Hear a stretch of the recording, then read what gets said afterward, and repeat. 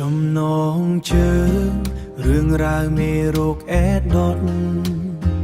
ឮឈ្មោះអេដុកអក្ខរា3តួសូមកូនចៅសួរស្វែងយល់ឲ្យច្បាស់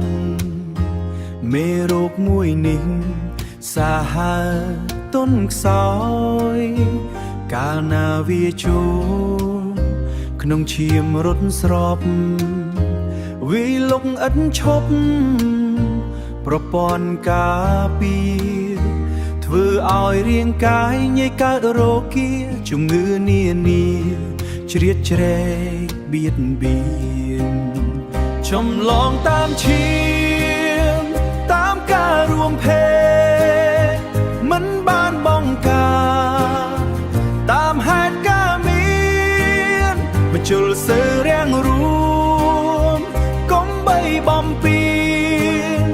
ពីម្ដាយទៅកូនជួនមានឆ្លងដែរតែសូមកុំភ័យកុំមានរឹងអើ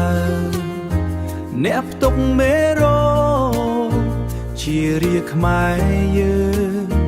រស់នៅរួមគ្នាអាណិតថែធ្នូការណែនរស់នៅមានផ្លូវជាបាលលេបថ្នាំពន្យាឲ្យបានទៀងទាត់មេរោគនឹងអត់អាចធ្វើទុកបានថែទាំសុខភាពឲ្យរឹងមាំប្រារស់នៅសុខសាន្តដូចគេឯងឡើយយុវជនប្រុសស្រីត្រូវមានប្រុងប្រាន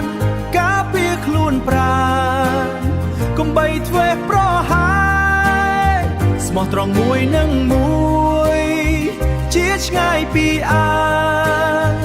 ជីវិតវិសេសភ្លឺស្វាងរុងរឿង